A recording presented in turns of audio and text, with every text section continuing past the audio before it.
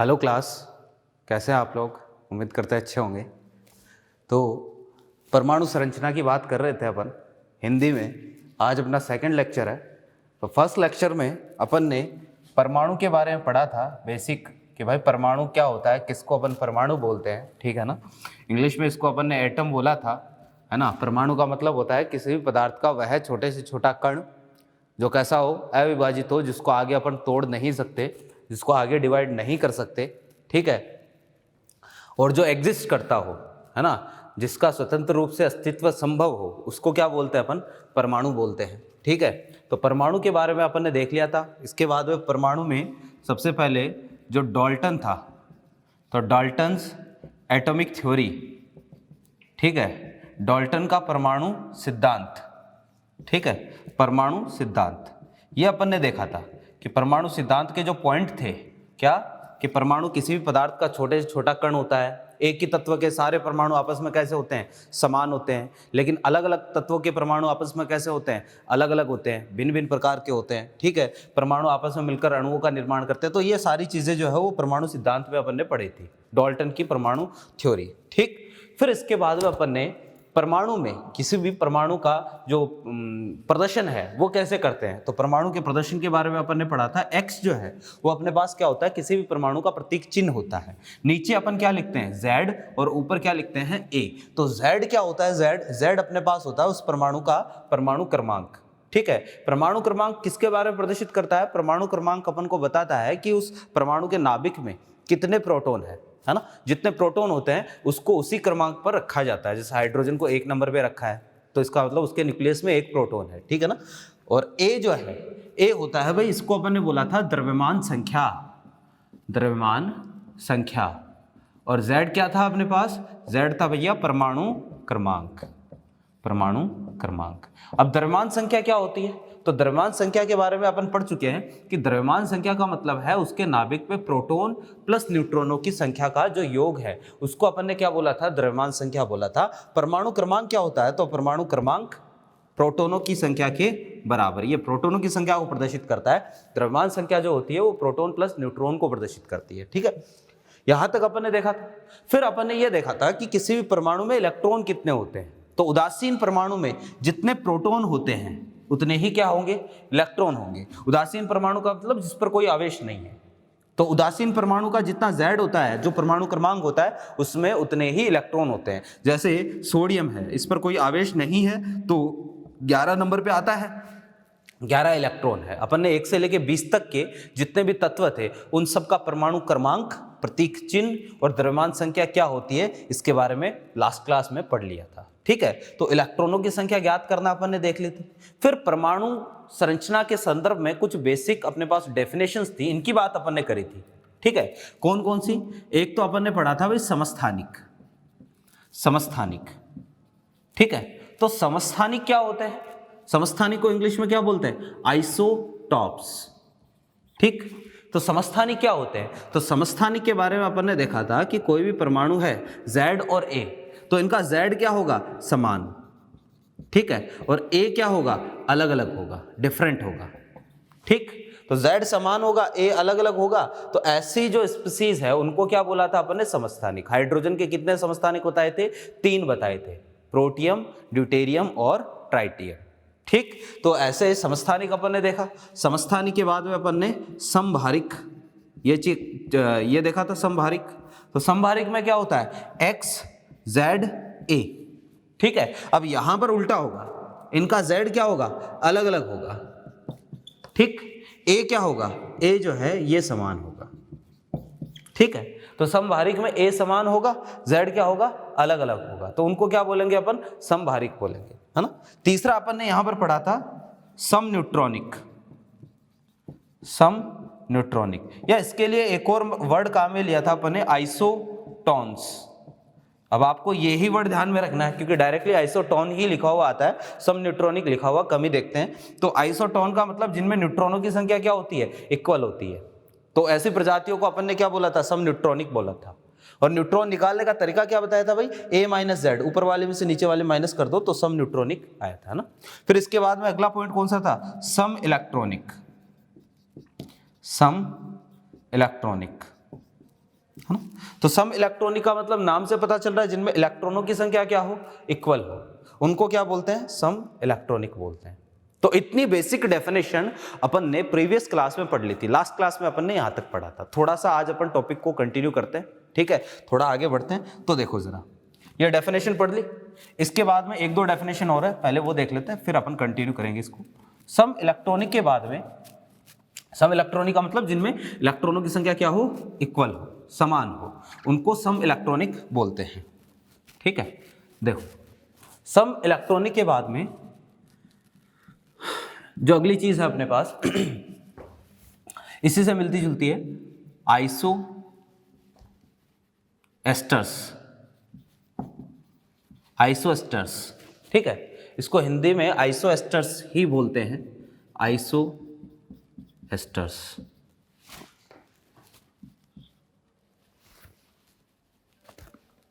देखो iso asters क्या होते हैं, तो भाई ऐसी प्रजातियां जिनमें इलेक्ट्रॉनों की संख्या, ठीक है ना, इलेक्ट्रॉनों की संख्या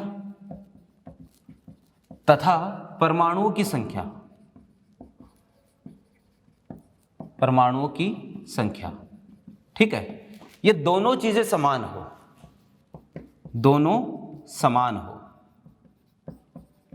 ध्यान से समझो कि ऐसी प्रजातियां जिनमें इलेक्ट्रॉनों की संख्या और परमाणुओं की संख्या दोनों क्या हो, समान हो, उनको क्या बोलेंगे, आइसोएस्टर्स बोलेंगे। एग्जाम्पल के लिए देखना, जैसे एक तो N2 है, एक अपने पास है NO+, ये दो चीजें N2 और NO+, ठीक है। अगर इलेक्ट्रॉन की बात करें तो अभी ये तो उदासीन है, उदासीन में जितने प्रोटॉन उतने ही इलेक्ट्रॉन, तो ये कैसे निकालेंगे, एक नाइट्रोजन में 7 होते हैं तो दो में कितने हो जाएंगे, 14, तो इसमें इलेक्ट्रॉन कितने आए, 14, ठीक। इसमें चेक करते हैं, तो नाइट्रोजन ऑक्सीजन, नाइट्रोजन में 7, ऑक्सीजन में 8, कितने हो गए, 15, +1 पॉजिटिव चार्ज है, इसका मतलब एक इलेक्ट्रॉन इसने लूज किया है, तो इसमें भी इलेक्ट्रॉन कितने हैं, 14। तो देखो दोनों में नंबर ऑफ इलेक्ट्रॉन क्या आ रहे हैं, इक्वल, तो इलेक्ट्रॉनों की संख्या तो दोनों में कैसी है, समान है। अब परमाणुओं की संख्या, तो इसमें जो है इस एक अणु में कितने परमाणु हैं, 2, और इस आयन में भी कितने परमाणु हैं, 2, तो इलेक्ट्रॉनों और परमाणुओं दोनों की संख्या बराबर, तो ऐसी प्रजातियों को आइसोएस्टर्स बोला जाता है। समझ रहे हो बात को, ठीक है। फिर इसके बाद में जो अगली चीज है अपने पास, आइसोएस्टर के बाद में अगला जो वर्ड है आइसो डायाफर्स, आइसो डायाफर्स, इसको हिंदी में ऐसे ही लिखेंगे, आइसो डाइफर्स, ठीक है। अब ये क्या होते हैं, तो भाई देखो जरा, इसको अपन डायरेक्टली एग्जांपल समझने की कोशिश करते हैं। आइसो डाइफर्स किसको बोलेंगे, जैसे एक तो पोटेशियम है, एक फ्लोरीन है, ठीक है। पोटेशियम जो है वो 1939 वाला पोटेशियम ले रहे हैं, 9 और 19 वाला फ्लोरीन अपन काम में ले रहे हैं, ठीक है। तो देखो जरा, यहां न्यूट्रॉन, अपन प्रोटॉन न्यूट्रॉन लिखते हैं, तो न्यूट्रॉनों की संख्या कितनी आएगी इसमें, चेक करो, न्यूट्रॉनों की संख्या कितनी आई, 20। यहां पर न्यूट्रॉन कितने आएंगे, न्यूट्रॉन कैसे निकालते हैं, ऊपर वाले नीचे वाले माइनस कर दो, न्यूट्रॉन आ जाएंगे, कितने आएंगे, 10, ठीक। यहां पर प्रोटॉन कितने इसके पास, 19, यहां पर प्रोटॉन कितने हैं, 9। एक काम करो, n-p निकालो, n-p, यानी न्यूट्रॉन माइनस प्रोटॉन करो, तो ये कितना आएगा, दोनों का डिफरेंस 1। यहां पर न्यूट्रॉन माइनस प्रोटॉन करो, कितना आएगा डिफरेंस, 1। तो ऐसी प्रजातियां जिनमें न्यूट्रॉन और प्रोटॉनों की संख्या का जो अंतर है वो कैसा हो, समान हो, उनको अपन क्या बोलते हैं, आइसो डाइफर्स बोलते हैं। समझ की कोशिश करना, ऐसी प्रजातियां जिनमें न्यूट्रॉन और प्रोटॉनों की संख्या का अंतर समान हो, यानी अपन ऐसा बोल सकते हैं क्या, न्यूट्रॉनों की संख्या, न्यूट्रॉनों की संख्या माइनस प्रोटॉनों की संख्या, प्रोटॉनों की संख्या, ये जो अंतर है ये कैसा होना चाहिए, ये समान होना चाहिए। इनको अपन क्या बोलेंगे, इनको बोलेंगे भैया आइसो डाइफर्स बोलेंगे। समझ रहे बात को, है ना। तो ये अपने पास कुछ बेसिक सी डेफिनेशंस है, किसके रिगार्डिंग, परमाणु संरचना के रिगार्डिंग, ठीक। तो अब अपन ने ये बेसिक पढ़ लिया है कि एक परमाणु में इलेक्ट्रॉन कितने होते हैं, प्रोटॉन कितने होते हैं, न्यूट्रॉन कितने होते हैं, ठीक है। कैसे इनको निकालते हैं, कैलकुलेशन की कैसे करते हैं, जो डेफिनेशंस थी वो अपन ने देख ली। अब आगे अपन थोड़ा सा बढ़ते हैं चैप्टर की तरफ। तो देखो ये तो जो है वो बेसिक था। थोड़ा सा अपन चैप्टर को आगे बढ़ाते हैं। देखना, बात अपन करेंगे कि आखिर अपन को पता कैसे चला कि एक परमाणु में इलेक्ट्रॉन होता है, प्रोटॉन होता है और न्यूट्रॉन होता है। इनको परमाणु के मूलभूत कण बोलते हैं। आज अपन को पता है कि एक परमाणु के बीच में नाभिक होता है, नाभिक में प्रोटॉन प्लस न्यूट्रॉन होते हैं। इलेक्ट्रॉन जो है वो नाभिक के चारों ओर चक्कर लगाते हैं, ठीक है। लेकिन कैसे पता चला इन सब के बारे में कि एक परमाणु की संरचना कैसे निकल के आई, ठीक है, इसके पीछे कौन से एक्सपेरिमेंट किए गए, क्या थ्योरीज दी गई, कौन कौन से साइंटिस्ट ने इसके पीछे काम किया, कैलकुलेशंस क्या थी, इन सब की बात अपन करने वाले हैं। तो आखिर एक परमाणु के जो मूलभूत कण हैं, कौन से, इलेक्ट्रॉन, प्रोटॉन और न्यूट्रॉन, इनकी खोज कैसे हुई, परमाणु के मूलभूत कणों की खोज के बारे में अपन पढ़ने वाले हैं, ठीक है। तो अपनी हेडिंग जो है वही है मूलभूत कणों की खोज, मूलभूत कणों की खोज, ठीक है। परमाणु के जो फंडामेंटल पार्टिकल्स है ना, उनकी डिस्कवरी कैसे हुई, अपन ये पढ़ने वाले हैं। इलेक्ट्रॉन, प्रोटॉन, न्यूट्रॉन की खोज कैसे हुई, ये चीज अपन देखने वाले हैं, ठीक है। तो देखो, सबसे पहले इसमें अपन बात करेंगे इलेक्ट्रॉन की खोज, इलेक्ट्रॉन की खोज, ठीक है। इलेक्ट्रॉन के बारे में पता कैसे चला कि एक परमाणु में इलेक्ट्रॉन होता है, ठीक है ना। तो एक चीज बता देते हैं कि इलेक्ट्रॉन की खोज जो है ये कैथोड किरणों की खोज से रिलेटेड है। कैथोड किरणों की खोज, ध्यान से देखो, इलेक्ट्रॉन की खोज या कैथोड किरणों की खोज, ठीक है। या इसको जो है वो अपन कैथोड किरण प्रयोग भी बोल सकते हैं, कैथोड किरण प्रयोग, ठीक है ना। तो देखो, ये प्रयोग क्या है, एक्सपेरिमेंट है एक, ठीक है ना। जिस एक्सपेरिमेंट से अपन को ये पता चला कि एक परमाणु में इलेक्ट्रॉन जो है वो होता है, ठीक है। अब ये एक्सपेरिमेंट क्या है, ये अपन समझने की कोशिश करते हैं। ध्यान से देखना भाई इसको, ठीक है। क्या था, एक साइंटिस्ट था फैराडे, ठीक है, और एक और था विलियम क्रुक्स, ठीक। तो दो साइंटिस्ट थे, फैराडे और क्रुक्स, ठीक। ये क्या कर रहे थे, एक कांच की ट्यूब पर काम कर रहे थे। इसको समझने की कोशिश करना, एक कांच की ट्यूब होती है, ठीक है, और ये कांच की ट्यूब जो है जैसे अपनी ट्यूबलाइट होती है ना, बिल्कुल वैसी ही होती है, बस थोड़ी सी मजबूत ग्लास की बनी होती है, जिसको क्वार्ट्ज बोलते हैं। तो क्वार्ट्ज की बनी हुई होती है। तो ये दोनों एक कांच की ट्यूब पर काम कर रहे थे, और इस कांच की ट्यूब का जो नाम है, इसको अपन बोलते हैं भैया विसर्जन नलिका, विसर्जन नलिका, ठीक है। तो इसलिए इस प्रयोग को विसर्जन नलिका प्रयोग भी बोलते हैं, ठीक है। तो फैराडे और क्रुक्स जो है वो इस ट्यूब पर काम कर रहे थे, विसर्जन नलिका इसको बोला जाता है। इन्होंने क्या किया, इस कांच की ट्यूब में यहां दो मेटल प्लेट लगाई, एक इस तरफ और एक इस तरफ। जो मेटल की प्लेट्स है, धातु की जो प्लेट है, ये काम करती है इलेक्ट्रोड की तरफ। बैटरी के दो टर्मिनल से इसको इसने जोड़ दिया, ठीक है ना। जैसे ये बैटरी है, ठीक है, और बैटरी जो है ये बहुत ही हाई वोल्टेज बैटरी है, ये पॉजिटिव, ये नेगेटिव, ठीक है, ये नेगेटिव और ये पॉजिटिव, ठीक है। विसर्जन नलिका है, और एक बैटरी से इसको क्या कर दिया, जोड़ दिया। ये बैटरी जो है इसका वोल्टेज बहुत ज्यादा है, ठीक है। इसका वोल्टेज इन्होंने रखा 10 से 20,000 वोल्ट, ठीक है।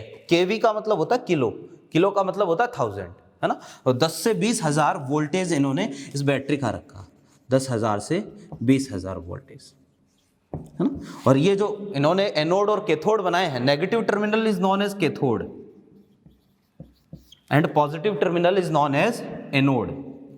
इसको अपन एनोड बोलेंगे, इसको कैथोड बोलेंगे। तो एनोड और कैथोड जो बनाए हैं, ये अलग अलग मेटल्स के साथ इन्होंने जब एक्सपेरिमेंट किया, तो ये वोल्टेज जो है वो 10 से 20,000 की रेंज में इन्होंने चेंज किया, बार बार अलग अलग मेटल्स के साथ अलग अलग वोल्टेज इन्होंने रखा, है ना। तो देखना जरा, यहां उसने क्या किया, एक वैक्यूम पंप लगाया, ठीक है। इसको हिंदी में बोलते हैं निर्वात पंप, निर्वात पंप। और निर्वात पंप का काम होता है, जैसे पंप का, जैसे साइकिल के टायर में हवा देते हैं, पंप जो है वो अंदर प्रेशर को इंक्रीज करता है ना। निर्वात पंप का काम होता है अंदर प्रेशर को एडजस्ट करने का काम होता है। कम या ज़्यादा अपन अंदर प्रेशर रख सकते हैं, ठीक है ना। इसके अंदर कोई ना कोई गैस भरी है, ठीक है। तो ये पूरा अपना एक्सपेरिमेंटल सेटअप है, ठीक है। जैसे वोल्टेज यहाँ पर बहुत ज़्यादा है, ऐसे ही अंदर इन्होंने प्रेशर की वैल्यू जो है वो बहुत ही कम रखी, 10⁻⁴ टू 10⁻³ एटमॉस्फेरिक प्रेशर, इतना कम प्रेशर इन्होंने अंदर रखा। तो इसके अंदर प्रेशर बहुत ही कम है, वोल्टेज यहाँ पर क्या है, बहुत ही ज़्यादा, हाई वोल्टेज लो प्रेशर। तो जब ये एक्सपेरिमेंट इन्होंने किया, इसके अलावा इन्होंने क्या किया, जो एनोड है ना, एनोड और कैथोड पोर्शन जो है ना, यहाँ एक पदार्थ अपने पास होता है जिसको जिंक सल्फाइड अपन बोलते हैं, ZnS बोलते हैं। तो यहां इन्होंने ZnS की कोटिंग कर दी, जिंक सल्फाइड का लेपन कर दिया, ठीक है। ये जो है आप देख रहे हो डार्क रीजन जो है, ये ZnS लगा हुआ है, जिंक सल्फाइड की कोटिंग कर दी, ठीक है। अब ये जिंक सल्फाइड क्या काम करता है, तो ये आगे भी आएगा बार बार, तो मैं अभी आपको बता देता हूं। जिंक सल्फाइड जो है, इसकी प्रॉपर्टी होती है कि जब भी कोई पार्टिकल आके जिंक सल्फाइड की स्क्रीन पर टकराता है, जिंक सल्फाइड पर टकराता है, तो जहां टकराएगा वहां चमक बनती है। तो अपन को ये पता चल जाता है, एक आइडिया मिल जाता है कि यहां इस जगह पर कोई पार्टिकल टकरा रहा है, ठीक है। तो जिंक सल्फाइड का काम ये अपन को इंडिकेट करता है कि पार्टिकल जो है वो कहां टकरा रहा है। तो जिंक सल्फाइड इसने लगा दिया। अब ये जो एक्सपेरिमेंटल सेटअप था, जैसे ही इन्होंने ये एक्सपेरिमेंटल सेटअप तैयार किया और जैसे ही इन्होंने वोल्टेज लगाया, हाई वोल्टेज लो प्रेशर, ठीक है, तो इन्होंने ये ऑब्जर्व किया कि जो एनोड वाला पोर्शन है, एनोड वाला जो पोर्शन है, इसके आसपास जो जिंक सल्फाइड लगा है, तो इस जिंक सल्फाइड में चमक उत्पन्न हो रही है, ठीक है। ये जो जिंक सल्फाइड लगा है, यहां पर चमक बन रही है। अब भाई ये चमक कैसे बन सकती है, तो जरूर यहां पर कुछ ना कुछ टकरा रहा होगा, ठीक है। तो इन्होंने यहां से कंक्लूजन ये निकाला कि ये जिंक सल्फाइड वाला जो एनोडिक रीजन है, ये ग्लो कर रहा है, इसमें चमक हो रही है, इसका मतलब कैथोड से कुछ किरणें निकलती है, ठीक है। और ये किरणें जो है वो अदृश्य होती है, दिखती नहीं है, ठीक है। कैथोड से कुछ किरणें निकली, अदृश्य किरणें निकली, यहां से लेके यहां तक आपको नहीं दिखेगी, बस इनको फील किया जाता है कैसे, कि जिंक सल्फाइड की स्क्रीन पर चमक बन रही है। तो इसकी वजह से इन्होंने बताया कि कैथोड से कुछ अदृश्य किरणें निकलती है और ये एनोड की तरफ गति करती है, एनोड पर लगे हुए जिंक सल्फाइड के आसपास जैसे ही टकराती है तो वहां पर चमक बनती है। समझने की कोशिश करना इसको, क्या कि कैथोड से कुछ अदृश्य किरणें निकली, जो कहां पर गई, जो एनोड की तरफ गई, और एनोड पर लगे जिंक सल्फाइड पर टक्कर जैसे ही टकराती है तो वहां पर चमक बनती है। क्योंकि ये किरणें जो है वो कहां से निकल रही है, कैथोड से निकल रही है, इसलिए इन किरणों को इन्होंने नाम दिया कैथोड किरणें। कैथोड किरणें क्यों बोला कैथोड किरणें, क्योंकि ये कैथोड से निकलती है, इसलिए इन्होंने इसको नाम दे दिया कैथोड किरणें, ठीक है। अभी तक मैंने आपको ये नहीं बोला है कि कैथोड किरणें जो है वो इलेक्ट्रॉन है, इसको अपन आगे देखेंगे कि कैथोड किरणों को इलेक्ट्रॉन क्यों बोला जाता है या ये इलेक्ट्रॉन से कैसे रिलेटेड होते हैं, है ना। अपन इलेक्ट्रॉन की डिस्कवरी के बारे में पढ़ रहे हैं। तो कैथोड किरणों की खोज हुई यहां से विसर्जन नली का प्रयोग से, कैथोड किरणों के बारे में पता चला, ठीक है। आगे चल के एक जो है वो अपने पास जब कैथोड किरणों की खोज हुई, ठीक है, तो अब क्वेश्चन ये आया कि आखिर कैथोड किरणें बनती क्यों है ना, कि भाई बनी क्यों। वोल्टेज ज्यादा है, यहां पर निर्वात पंप लगा रखा है, दोनों इलेक्ट्रोड जो है जब आपस में दूर दूर है, एक दूसरे से दूर दूर है, तो कैथोड किरणें क्यों बनी। जब बैटरी के दो टर्मिनल को अपन मिला देते हैं तो स्पार्किंग होती है, चमक बनती है, समझ में आता है। लेकिन यहाँ तो दोनों टर्मिनल क्या है, दूर दूर है, तो दोनों टर्मिनल दूर दूर होते हुए भी यहां पर चमक बन रही है। तो रीजन क्या है कैथोड किरणों के बनने का, कारण क्या है, क्यों बनी। अरे भाई ऐसा थोड़ी ना है इनको कोई मजा आ रहा है, चलो भाई मौसम अच्छा है तो कैथोड से निकल के एनोड की तरफ घूमने चलते हैं, हाँ, ऐसा तो है नहीं कोई। तो आखिर ये क्यों बनती है, ये सोचने वाली बात है, तो इसके बारे में अपन को पढ़ना है। फिर दूसरी चीज ये है कि इनके गुण क्या है, इनकी प्रॉपर्टीज क्या है, ठीक है, कैथोड किरणों के गुण, ठीक है। तो यहां से मैं जो बात कर रहा हूं, चैप्टर के जिस पोर्शन पर अपन चल रहे हैं, इस पोर्शन से कोई न्यूमेरिकल नहीं आता है, इस पोर्शन से थ्योरेटिकल क्वेश्चन बनते हैं। तो जो पॉइंट्स मैं आपको बता रहा हूं उन पर फोकस करने की जरूरत है, क्योंकि डायरेक्टली जो है वो यहां से थ्योरेटिकल क्वेश्चन आएगा। क्वेश्चन ऐसा आएगा, निम्न में से कौन सा कथन कैथोड किरणों के संदर्भ में सही है, या निम्न में से कौन सा कथन कैथोड किरणों के संदर्भ में गलत है। क्वेश्चन ऐसा आ सकता है ना। तो ध्यान से देखना जरा कि कैथोड किरणों के गुणों के बारे में अपन देखते हैं। तो कैथोड किरणों के गुण। देखो, कैथोड किरणों के गुणों के बारे में अपन पढ़ेंगे, है ना, कि कैथोड किरणें जो है क्या इनकी प्रॉपर्टीज होती है। तो कैथोड किरणों के गुणों के बारे में जानने के लिए इन्होंने क्या किया कि जो कैथोड किरणें हैं, कैथोड से निकल के कहाँ जा रही है, एनोड की तरफ जा रही है। तो इनके मार्ग में, यहाँ इनके पाथ में इन्होंने एक मेटल ऑब्जेक्ट रख दिया, धातु की कोई चीज रख दी, ठीक है ना। जैसे ये कोई धातु की कोई इन्होंने चीज रख दी, धातु रख दी बीच में, धातु का सिक्का रख दिया मान लो, ठीक है। तो क्या किया इन्होंने कि बीच में कोई मेटल ऑब्जेक्ट रखा, धातु की कोई चीज रख दी। तो इन्होंने देखा कि जैसे ही कैथोड किरणों के मार्ग में धातु की चीज रखते हैं तो इसकी पीछे की तरफ जो है वो छाया बन जाती है, ठीक है।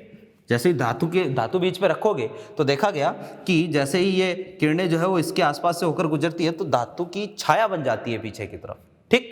तो जैसे ही छाया बनी तो इन्होंने जो है वो यहाँ से कंक्लूजन निकाला कि जैसे सनलाइट है, सूर्य का प्रकाश है या प्रकाश है, प्रकाश के मार्ग में आप आए, बीच में आ गए तो पीछे की तरफ अपनी छाया बन जाती है। तो छाया बनने का जो कंसेप्ट है वो ये है कि सनलाइट या प्रकाश जो है वो हमेशा सीधी रेखा में गमन करता है। तो एग्जैक्टली वैसे ही यहाँ अगर छाया बन रही है तो इसका मतलब ये है कि ये जो है ये किरणें, कैथोड किरणें, ये सीधी रेखा में गमन कर रही है, इसीलिए यहाँ पर इस मेटल ऑब्जेक्ट की क्या बन रही है, छाया बन रही है। तो पहला अपने पास गुण आ गया कि कैथोड किरणें, ये किरणें जो है,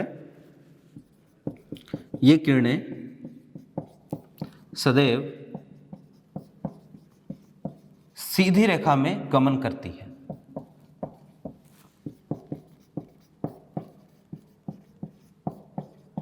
ठीक है, ये अपने पास पहला इनका गुण है कि कैथोड किरणें जो है वो हमेशा जो है स्ट्रेट पाथ में ट्रेवल करेगी, एक सीधी रेखा में गमन करेगी, ठीक। तो अपने पास कैथोड किरणों का पहला गुण क्या कि ये किरणें हमेशा सीधी रेखा में गमन करती है। फिर इसके बाद में इन्होंने क्या किया कि भाई अगर इस डिस्चार्ज ट्यूब के चारों तरफ आप कोई भी इलेक्ट्रिक या मैग्नेटिक फील्ड ना लगाओ, कोई भी विद्युत क्षेत्र या चुंबकीय क्षेत्र आपने नहीं लगाया, तब तो देखा कि कैथोड किरणें बिना किसी विचलन के सीधी जा रही है। लेकिन इस डिस्चार्ज ट्यूब के चारों तरफ अगर मैं यहां इलेक्ट्रिक फील्ड लगा दूं, इलेक्ट्रिक फील्ड का मतलब दो मेटल प्लेट लगाई और इनको जो है वो किसी दूसरी बैटरी से जोड़ दिया, अगर मैं यहां पर क्या कर दूं, इलेक्ट्रिक फील्ड लगा दूं, तो यह देखा जाता है कि ये जो किरणें हैं, इस बार ये किरणें जो है, जो चमक यहां पर बन रही थी, पूरे रीजन में बन रही थी, इस बार ये चमक जो है वो इस ऊपर वाले स्पेसिफिक रीजन में बन रही है। यानी ये चमक पहले जो पूरा रीजन ग्लो कर रहा था, पूरे रीजन में चमक बन रही थी, इस बार पूरा रीजन चमक नहीं कर रहा है, ये पूरा रीजन जो है यहाँ चमक नहीं बन रही है, ऊपर वाले रीजन में, यानी पॉजिटिव प्लेट की तरफ चमक बन रही है। अब पॉजिटिव प्लेट की तरफ चमक बन रही है तो इससे क्या कंक्लूजन निकलता है, एक चीज अपन को पता है कि भाई समान आवेशों के बीच में, पॉजिटिव पॉजिटिव या नेगेटिव नेगेटिव, समान आवेशों के बीच में क्या होता है, प्रतिकर्षण होता है, और विपरीत आवेशों के बीच में क्या होता है, आकर्षण होता है। तो अगर ये पॉजिटिव प्लेट की तरफ चमक बन रही है तो इसका मतलब यह है कि कैथोड किरणें जो है वो पॉजिटिव की तरफ तो आकर्षित हो रही है और नेगेटिव से क्या हो रही है, रिपेल हो रही है, प्रतिकर्षित हो रही है। तो यहां से क्या कंक्लूजन निकल सकता है कि भाई पॉजिटिव की तरफ आकर्षित हो रही है, नेगेटिव से रिपेल हो रही है, तो जरूर इन पर चार्ज कैसा होगा, इन पर चार्ज जो है वो कैसा है, नेगेटिव है। तो नेक्स्ट जो है वो कंक्लूजन ये निकलता है कि ये किरणें जो है, ये किरणें ऋणावेशित होती है, आवेश निकल के आ गया, ऋणावेशित होती है, ठीक। ये अपने पास अगला इसका क्या है भाई, अगला पॉइंट है कि किरणों पर चार्ज कैसा है, इन किरणों पर चार्ज नेगेटिव है, ठीक। फिर नेक्स्ट अगर अपन बात करें प्रॉपर्टी की, तो इन्होंने क्या किया कि कैथोड किरणों के मार्ग में यहां इन्होंने कोई लाइट वेट फैन लगा दिया, कोई हल्का पंखा लगा दिया जो आसानी से क्या करे, घूमे, ठीक है ना। तो इन्होंने यहां पर जो है वो कोई पंखा लगाया, हल्का पंखा लगाया, ठीक है, जो आसानी से रोटेट करे, ठीक है। तो जैसे ही पंखा लगाया तो इन्होंने देखा कि कैथोड किरणें जैसे ही इस पंखे पर गिरती है तो इस पंखे पर गिरते ही पंखा जो है वो क्या करता है भाई, रोटेट करता है, पंखा घूमने लगता है। अब पंखा कैसे घूम सकता है कि मान लो अगर ये एक्चुअल में कोई किरण होती, ठीक है, जैसे अगर एक्चुअल में ये कोई वेव होती, कोई तरंग होती, जैसे प्रकाश की तरंगे है, प्रकाश है मान लो, है ना, तो प्रकाश से टॉर्च से पंखे पर टॉर्च मारने पर पंखा घूमता थोड़ी ना है, है ना। तो लेकिन हाँ, अगर आप क्या करो, धीरे धीरे कोई पार्टिकल पंखे की पंखुड़ियों पर अगर मारते हो, कोई पार्टिकल मारते हो, कोई पत्थर फेंक के मारते हो, तो हो सकता है कि पंखा जो है वो जैसे ही पंखे की ताड़ी पर जैसे ही पत्थर लगेगा तो पंखा क्या करेगा, रोटेट करेगा। ठीक है, ऐसा क्यों हुआ? क्योंकि भाई आप अगर पत्थर मार रहे हो तो पत्थर को आपने काइनेटिक एनर्जी दी है, और ये काइनेटिक एनर्जी जैसे ही ये पत्थर जो है वो इस पंखे पर जाके टकराएगा तो ये काइनेटिक एनर्जी जो है वो इस पंखे को ट्रांसफर होगी, और एक पंखे को एनर्जी मिलने की वजह से पंखा क्या करेगा, रोटेट करेगा, है ना। केवल सिंपल कोई लाइट बीम से, प्रकाश पुंज से तो पंखा जो है वो घूमेगा नहीं, काइनेटिक एनर्जी दोगे तो पंखा घूमेगा। तो यहां पर इन्होंने देखा कि जैसे ही बीच में आप कोई लाइट वेट फैन लगाते हो तो लाइट वेट फैन लगाने से पंखा जो है वो क्या कर रहा है, रोटेट कर रहा है, पंखा घूम रहा है। तो पंखे के घूमने के बेसिस पर इन्होंने बताया कि जरूर इस पंखे पर यहां पर कोई कण आके टकरा रहा है। ये एक्चुअल में कोई किरणें नहीं है, ये एक्चुअल में कोई कण है, यहां पर कोई कण आके टकरा रहा है। ठीक है, और वो कण टकराने की वजह से पंखा घूम रहा है, और उस कण के पास क्या है, गतिज ऊर्जा है, काइनेटिक एनर्जी है। ठीक, और उस कण के पास गतिज ऊर्जा है, उस गतिज ऊर्जा की वजह से पंखा क्या कर रहा है, रोटेट कर रहा है। ठीक है, तो इन्होंने कहा कि कैथोड किरणें जो है वो ऋणावेशित होती है, और ऋणावेशित कणों का एक पुंज है, एक ग्रुप है। यानी एक कैथोड किरणें जो है एक ग्रुप के फॉर्म में यहां से निकलती है, एक पुंज के फॉर्म में यहां से निकलती है। ऋणावेशित कणों का एक पुंज है। इनके बीच में अगर मेटल ऑब्जेक्ट रखोगे तो छाया बनेगी, कोई पंखा रखोगे तो वो रोटेट करेगा, क्योंकि इनके पास गतिज ऊर्जा भी होती है। ठीक है, तो इसने कहा अगला जो पॉइंट है वो अपने पास है कि कैथोड किरणें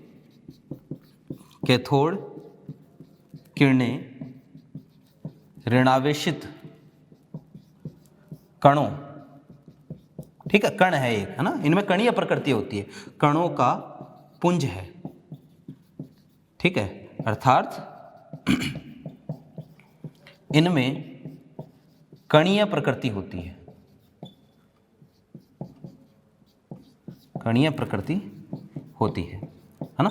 कहने का मतलब है ये कणों से मिलकर बनी होती है। ठीक है, तो इसमें कणीय प्रकृति होती है, तो ऋणावेशित कणों का पुंज है, और इन ऋणावेशित कणों के पास क्या होगी भाई, गतिज ऊर्जा होगी, बहुत ज्यादा गतिज ऊर्जा होगी, काइनेटिक एनर्जी होगी। 4 पॉइंट आपको याद रखने हैं।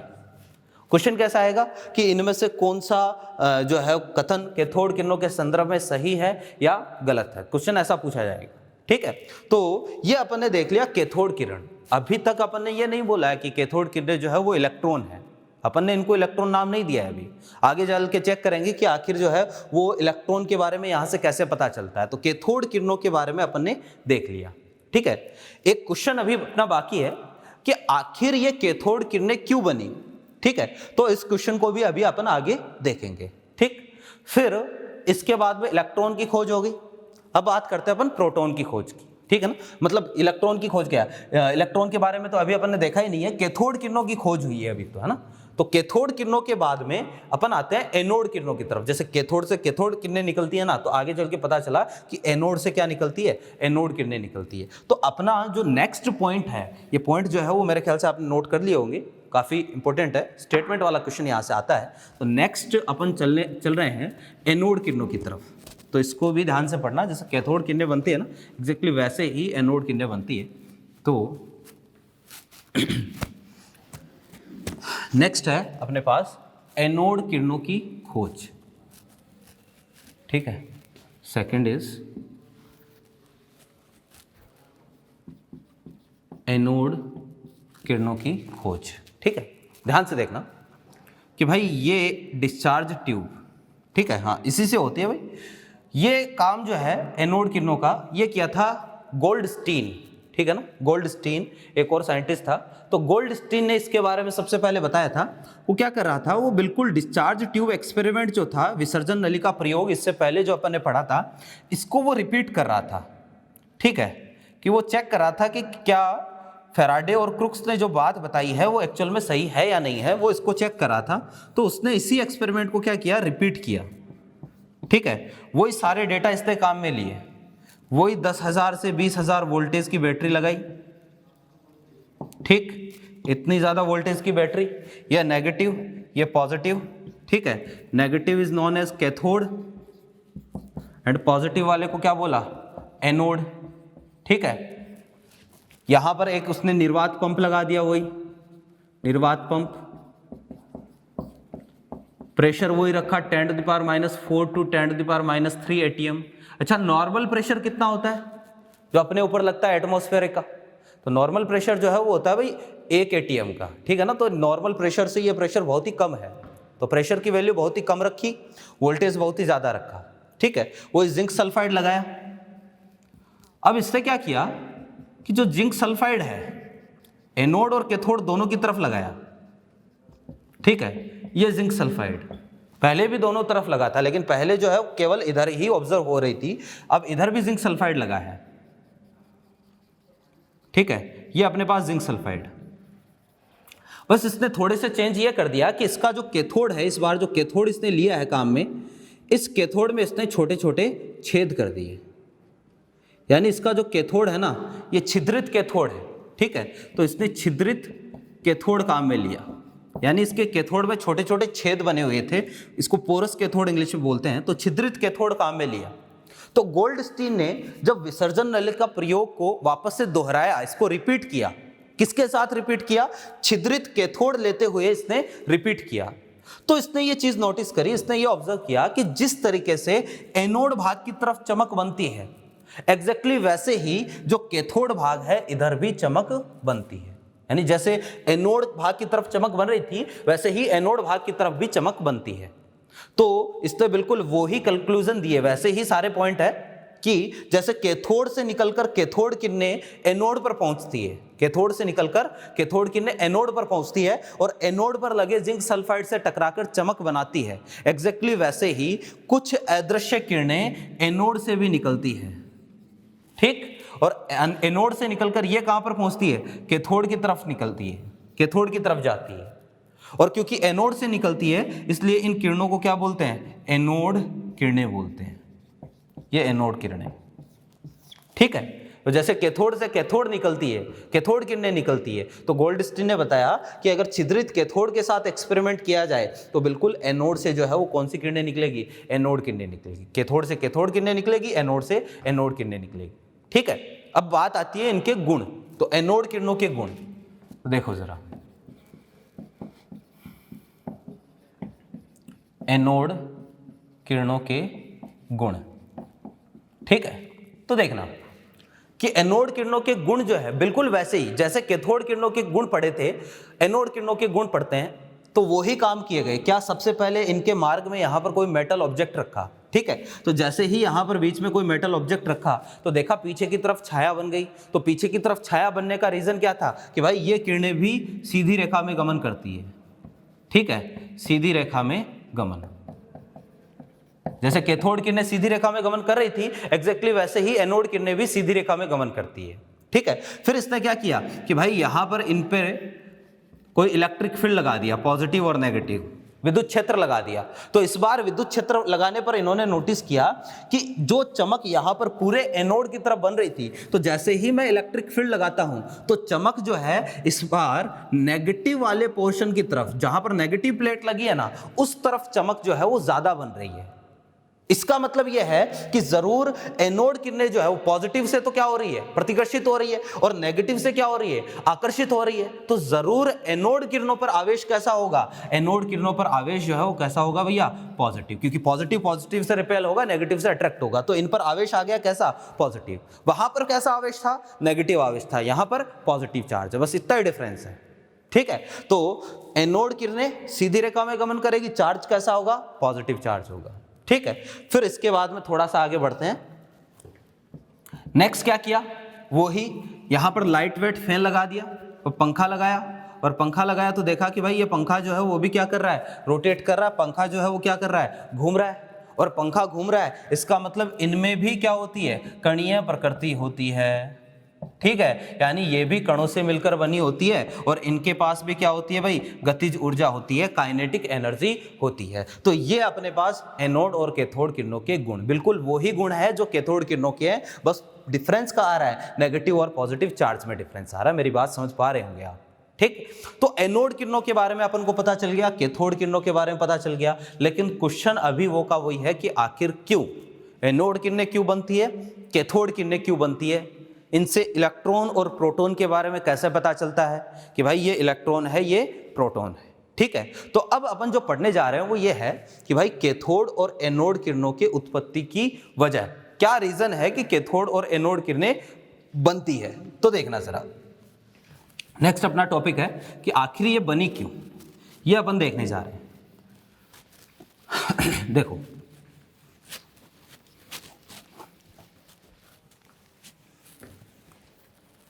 नेक्स्ट है कैथोड एवं एनोड किरणों की उत्पत्ति का कारण। ठीक है, कि क्यों बनती है, देखना जरा कि आखिर ये किरणें क्यों बनी, इसको अपन देखने वाले हैं। भाई इसके लिए जो डिस्चार्ज ट्यूब है इसको ध्यान से अपन को देखना है। ये एक्चुअल में अपने पास डिस्चार्ज ट्यूब है, थोड़ी बड़ी बना देता हूं ताकि आपको क्लियरली दिखे चीजें, है ना। ये अपने पास क्या है, निर्वात पंप है। ठीक है, यहां एनोड और कैथोड अपन ने लगाया हुआ है, ये अपना कैथोड है। ठीक, ये नेगेटिव, ये कैथोड। वोल्टेज जो है बैटरी का क्या है, बहुत ही ज्यादा है, और ये इधर जो है वो पॉजिटिव, ये एनोड। ठीक है, अब देखो विसर्जन नलिका जो होती है, ये जो सेटअप है, इसको कांच की ट्यूब को विसर्जन नलिका बोलते हैं, डिस्चार्ज ट्यूब बोलते हैं। इसकी पर प्रेशर क्या होता है, बहुत ही कम होता है प्रेशर, 10⁻⁴ टू 10⁻³ atm। दाब क्या है, बहुत ही कम है। वोल्टेज क्या है, बहुत ही ज्यादा है। तो क्या होगा कि इतने ज्यादा वोल्टेज पर, भाई घरों में जो लाइट आती है वो कितने आती है, 120 वोल्ट की। ठीक है, और यहां पर वोल्टेज कितना है, 10 से 20 हजार वोल्ट, बहुत ज्यादा वोल्टेज है। तो इतने ज्यादा वोल्टेज पर क्या होगा, इसके अंदर कोई ना कोई गैस भरी है ना। तो गैस जो है, प्रेशर कम है, तो दाब अगर कम होगा तो क्या होगा कि गैसों के जो परमाणु है, ठीक है, अपन क्या कर रहे हैं, जो अपना मॉडर्न एटम होता है, परमाणु के बीच में नाभिक है, नाभिक के चारों ओर इलेक्ट्रॉन चक्कर लगाते हैं, उस एटम से इस एक्सपेरिमेंट को एक्सप्लेन करने की कोशिश कर रहे हैं। तो ध्यान से समझना इसको, है ना, कि प्रेशर अगर कम है तो परमाणु क्या होंगे, दूर दूर होंगे, और परमाणु दूर दूर होंगे तो क्या होगा, ये गैसें जो है वो आयनित होगी। अब वोल्टेज लगा रखा है आपने, करंट लगा रखा है, तो गैसें जो है वो आयन में कन्वर्ट हो जाएगी। तो उससे क्या होने वाला है, इधर देखेंगे तो क्या होगा, वोल्टेज बहुत ही ज्यादा है, और एनोड और कैथोड किसके बने हैं, मेटल के बने हैं, धातु के बने हैं। इतने ज्यादा वोल्टेज पर एनोड और कैथोड जो है वो क्या होंगे, गर्म होंगे, और गर्म होंगे तो इस मेटल की सरफेस पर जो इलेक्ट्रॉन है ना, ये इलेक्ट्रॉनों को क्या मिलेगी, थर्मल एनर्जी मिलेगी, तापीय ऊर्जा मिलेगी, है ना। तापीय ऊर्जा मिलेगी तो ये इलेक्ट्रॉन जो है वो क्या करेंगे, सरफेस को छोड़ के बाहर निकलेंगे। ठीक, ये इलेक्ट्रॉन बाहर आए। ऐसे ही एनोड भी गर्म होगा तो एनोड पर भी इलेक्ट्रॉन जो है वो सरफेस छोड़ के किधर आए, बाहर आए। अब देखना जरा, इलेक्ट्रॉन पर अपन को पता है नेगेटिव चार्ज होता है, नेगेटिव पॉजिटिव में तो अट्रैक्शन होगा। इसका मतलब ये वाले इलेक्ट्रॉन तो कहीं गति करेंगे नहीं, इनका तो कुछ होना नहीं है, क्योंकि भाई पॉजिटिव है तो पॉजिटिव चार्ज से ये तो क्या है, बंधे हुए हैं। लेकिन जैसे ही यहां इलेक्ट्रॉन बाहर आते हैं, तो जैसे ही इलेक्ट्रॉन बाहर आए तो अब नेगेटिव नेगेटिव को क्या करना स्टार्ट कर देगा, प्रतिकर्षित करना स्टार्ट कर देगा, रिपेल करना स्टार्ट कर देगा। और जैसे ही नेगेटिव नेगेटिव को रिपेल करेगा, इधर से ये इसको अट्रैक्ट कर रहा है, पॉजिटिव जो है, मतलब कैथोड तो इनको धक्का मार रहा है, एनोड इनको बुला रहा है। ठीक है ना। तो देखो जरा कि ये इलेक्ट्रॉन जो है वो किधर जाना स्टार्ट कर देंगे, ये इलेक्ट्रॉन जो है वो एनोड की तरफ जाना स्टार्ट कर देंगे। ये लो जी, ठीक, इलेक्ट्रॉन जो है वो किधर जाना स्टार्ट कर दिए, एनोड की तरफ जाना कर दिए स्टार्ट। और इन इलेक्ट्रॉनों की वजह से जो ये किरणें बनी है, इनको अपन बोलते हैं भाई साहब प्राथमिक कैथोड किरणें। क्या बोलेंगे, प्राथमिक कैथोड किरणें। ये इन इलेक्ट्रॉनों की वजह से जो अपने पास रेस बनती है, किरणें बनती है, इनको बोलते हैं प्राइमरी कैथोड रेस, प्राथमिक कैथोड किरणें। ठीक है, फिर देखना, चलो भाई इलेक्ट्रॉनों की वजह से जो किरणें बनी, प्राथमिक कैथोड किरणें बन गई। अभी मैंने आपको बताया कि यहां पर इस विसर्जन नलिका में कोई ना कोई गैस जरूर होती है। तो इसमें गैस होगी तो भाई गैस में परमाणु होगा, परमाणु में नाभिक होगा, नाभिक के चारों ओर इलेक्ट्रॉन चक्कर लगाएंगे। ठीक, तो यहां मान लो ये इलेक्ट्रॉन है अपने पास, ये इस गैस का इलेक्ट्रॉन है। ठीक है, ये इस गैस का इलेक्ट्रॉन है। ध्यान से समझने की कोशिश करना इसको। गैस का जो इलेक्ट्रॉन है बीच में, ये जो गैस का इलेक्ट्रॉन अपने पास है ना। अब ये गैस जो है, गैस के परमाणु, ये इन प्राथमिक कैथोड किरणों के मार्ग में है, बीच में आ गई। तो जैसे ही ये बीच में आएगा तो ये वाला इलेक्ट्रॉन जैसे ही इस इलेक्ट्रॉन के पास में आएगा तो इस इलेक्ट्रॉन को क्या करेगा, प्रतिकर्षित। और इनके पास क्योंकि ये इधर से धक्का मार रहा, उधर से अट्रैक्ट हो रही है, तो इनके पास हाई काइनेटिक एनर्जी है, और इसी काइनेटिक एनर्जी की वजह से ये जो गैस का इलेक्ट्रॉन है ना, ये यहाँ से क्या हो जाएगा, निकल जाएगा, बाहर हो जाएगा, और गैस का इलेक्ट्रॉन बाहर निकलेगा। तो लास्ट क्लास में अपन ने देखा था कि किसी भी परमाणु से अगर इलेक्ट्रॉन बाहर निकलता है तो पीछे चार्ज कैसा आता है भाई साहब, पॉजिटिव चार्ज आता है। यानी पीछे जो है वो अपने पास क्या बच गया, धनावेशित परमाणु बच गया। ये इस परमाणु का इलेक्ट्रॉन, गैस का इलेक्ट्रॉन जो है वो क्या हो गया भाई, निकल गया है। और इस गैस के इलेक्ट्रॉन की वजह से, ठीक है, जो गैस का इलेक्ट्रॉन है इसकी वजह से जो किरणें बनी है इनको अपन बोलते हैं भाई द्वितीयक कैथोड किरणें। ध्यान से समझने की कोशिश करना, द्वितीयक कैथोड किरणें, ठीक है। दो तरीके की किरणें बन गई, प्राथमिक और द्वितीयक, ठीक। और जो कैथोड किरणें होती है वो इन दोनों से मिलकर बनी होती है। तो कैथोड किरण इन दोनों से मिलकर, प्राथमिक और द्वितीयक दोनों से मिलकर क्या बनती है, कैथोड किरणें बनती है, ठीक। अब देखो ध्यान से कि भाई आप कहोगे कि ठीक है सर, प्राथमिक बन गई, द्वितीयक बन गई। ध्यान से देखना, यहाँ प्राथमिक किसके कारण बनी, प्राथमिक कैथोड के गर्म होने की वजह से बनी। एक कैथोड गर्म हुआ, यहां से इलेक्ट्रॉन निकले, इनको ऊर्जा मिली, तापीय ऊर्जा मिली, इलेक्ट्रॉन मिले, इलेक्ट्रॉन निकले, और इलेक्ट्रॉनों के निकलने की वजह से प्राथमिक कैथोड किरणें बनी। और बीच में आपने परमाणु रख दिया, तो बीच में जो परमाणु पड़ा है इसके इलेक्ट्रॉनों के साथ जैसे ही रिपल्शन हुआ तो गैस के इलेक्ट्रॉन जो है वो बाहर निकल गए, और गैस के इलेक्ट्रॉन की वजह से जो किरणें बनी उनको द्वितीय कैथोड किरणें बनी बोला है। और दोनों से मिलकर क्या बनती है, कैथोड किरणें। अब गैस के इलेक्ट्रॉन निकले तो पीछे क्या बचा, धनावेशित आयन बचा। तो ये जो है वो पीछे धनावेश बचा है। अब ये देखना, धनावेश धनावेश इनके बीच में क्या होगा, प्रतिकर्षण, और धनावेश ऋणावेश इनके बीच में क्या होगा, आकर्षण होगा। तो ये जो गैस का जो परमाणु है ना, जो बीच में अपने पास पॉजिटिवली चार्ज आयन है, ये किधर जाना स्टार्ट कर देगा भाई साहब, ये जाना स्टार्ट कर देगा कैथोड की तरफ। और कैथोड के आसपास जैसे ही जिंक सल्फाइड से टकराएगा तो इस धनावेशित आयन से जो किरणें बनेगी इनको अपन बोलेंगे एनोड किरणें। समझ रहे हो बात को। तो देखो कैथोड किरणें तो क्या है, कैथोड किरणें तो इलेक्ट्रॉनों का एक पुंज है। अपन ने एक्सप्लेन किया है कि कैथोड किरणों से ही इलेक्ट्रॉनों की उत्पत्ति होती है ना। तो एक्चुअल में कैथोड किरणें क्या होती है, इलेक्ट्रॉनों का एक पुंज होता है, इलेक्ट्रॉनों का एक ग्रुप होता है, इलेक्ट्रॉन निकले। और एनोड किरणें क्या है, तो एनोड किरणें जो है इसके बारे में आप बोलोगे ये धनावेशित आयन है। क्या है, धनावेशित आयन। समझ रहे हो बात को।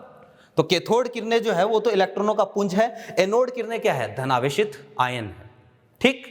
अब देखना, अब कुछ पॉइंट्स है जो आपको इसके रिगार्डिंग ध्यान में रखने हैं, खुद सोचना है ना, बताना मेरे को कि कैथोड किरणें एक्चुअल में कहां से निकल रही है, कैथोड से निकल रही है। कैथोड गर्म हुआ, कैथोड के गर्म होने से कैथोड किरणें निकली। कैथोड किरणें एक्चुअल में कैथोड से निकल रही है, लेकिन क्या एनोड किरणें एक्चुअल में एनोड से निकल रही है क्या, देखो नहीं निकल रही है। कैथोड किरणें एक्चुअल में कैथोड से निकलती है, लेकिन एनोड किरणें वास्तव में एनोड से नहीं निकलती। वो एनोड से निकलती हुई, एनोड की ओर से आती हुई दिखती है, लेकिन एनोड से नहीं निकल रही है। वो तो क्या है, धनावेशित आयन है। बीच में जो गैस अपन ने भरी है ना, उस गैस की वजह से बनी है, ये एनोड से नहीं निकलती है। तो पहला स्टेटमेंट अपना यही है जो आपको ध्यान में रखना है कि कैथोड किरणें वास्तव में कैथोड से निकलती है, लेकिन एनोड किरणें एनोड से नहीं निकलती है, ठीक। फिर देखो नेक्स्ट अपना यह है कि मान लो, दिमाग में क्वेश्चन आ रहा है कि मान लो मैंने इस विसर्जन नलिका में कोई भी गैस नहीं ली। विसर्जन नलिका पूरी क्या ले ली, खाली ले ली, एकदम एम्प्टी, पूरी खाली ले ली, निर्वात ले लिया पूरा इसमें, ठीक है। तो विसर्जन नलिका में मैंने कोई गैस नहीं ली। इस केस में क्या होगा, तो इस केस में देखना कौन सी किरणें बनेगी और कौन सी किरणें नहीं बनेगी। तो भाई देखो, ये गैस की वजह से, इस गैस की परमाणु की वजह से जो किरणें बन रही है तो बनेगी नहीं। और इस गैस के परमाणु की वजह से कौन सी बन रही है, एक तो द्वितीय कैथोड किरणें बन रही है, क्योंकि ये गैस का इलेक्ट्रॉन है। ये गैस का इलेक्ट्रॉन अगर होगा ही नहीं, गैस ही नहीं होगी, तो गैस का इलेक्ट्रॉन कहां से होगा। तो अगर इसमें पूरी तरह से निर्वात ले लें तो द्वितीय कैथोड किरणें नहीं बनेगी।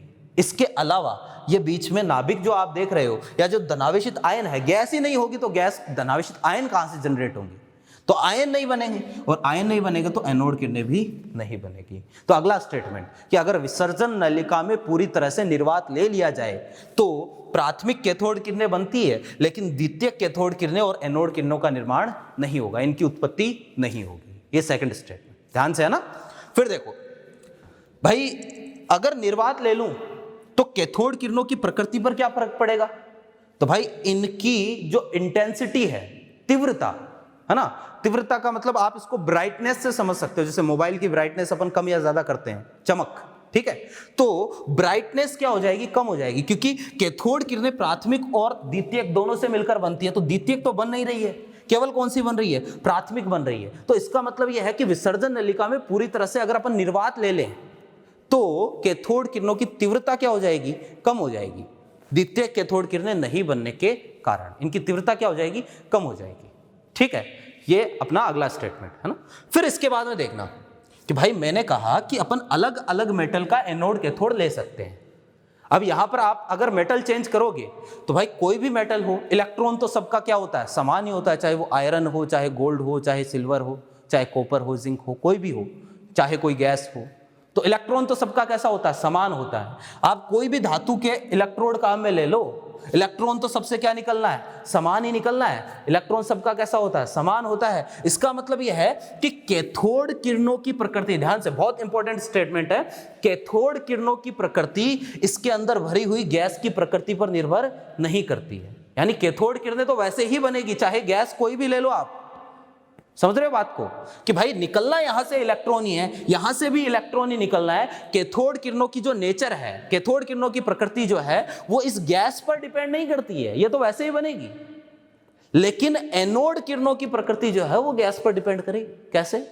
कि भाई साहब यहां पर गैस चेंज कर दोगे ना तो ये नाभिक चेंज हो जाएगा।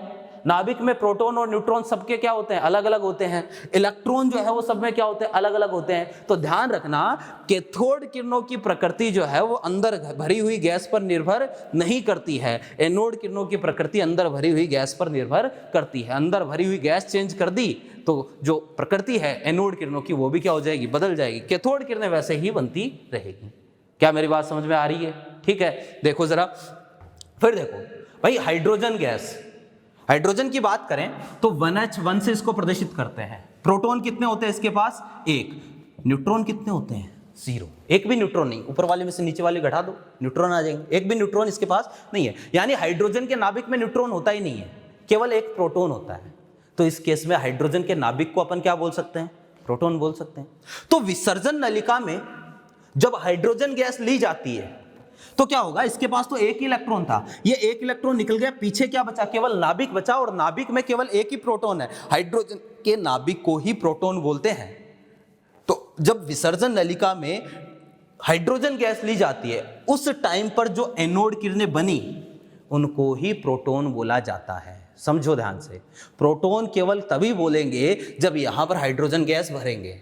ठीक है ना। अगर आप ऑक्सीजन भर दोगे तो भैया ऑक्सीजन के पास तो 8 ऑक्सीजन 16, इसके पास तो प्रोटॉन भी है, इसके पास तो न्यूट्रॉन भी है, तो भाई इस केस में इसके नाभिक को प्रोटॉन थोड़ी ना बोल सकते हैं। तो विसर्जन नलिका में जब हाइड्रोजन गैस ली जाती है उस टाइम पर जो अपने पास एनोड किरणें बनी उनको क्या बोला गया, उनको ही क्या बोला, प्रोटॉन बोला गया। तो अपन ने देखा कि कैथोड किरणें वास्तव में क्या है, इलेक्ट्रॉनों का एक पुंज है। एनोड किरणें क्या होती है, वैसे तो धनावेशित आयन होती है, लेकिन जब हाइड्रोजन गैस लेते हैं तब इनको क्या बोलते हैं, प्रोटॉन बोलते हैं।